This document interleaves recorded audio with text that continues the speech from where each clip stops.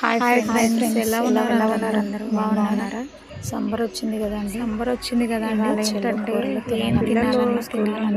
చార్లు పప్పులు అయితే పిల్లలు కూడా పిల్లలు ఏదో వెంటనే ఏమన్నా అంటే పిల్లలకి ఇష్టం అనేసి దీన్ని ఇలా చేసి చింతపులుసు అనుకున్నాను. ఇదైతే త్వరగా అయిపోతుంది. ముందే నానబెట్టుకున్నాను. చింతపండు ముందే నానేస్తున్నాను. ఇది కట్ చేశాక రీల్ ఒకటి లాగా చేస్తున్నా కదా, చాలా రోజులు అయిపోతుంది అనేసి తీస్తున్నానండి. వాయిస్ ఓవర్ ఇవ్వడం కొంచెం కష్టంగా ఉంది నాకు. నా గొంతు బాగాలేదు, అయినా పర్లేదు, ట్రై చేస్తున్నానండి. ఇలా చేస్తే బాగుంటుంది, పిల్లలు కూడా ఇష్టంగా తింటారు. నేను ఏంటంటే ఎండుమిర్చితోనే వేస్తాను, కారం వేయను. కారం వేస్తే పిల్లలు తినరు సరిగ్గా.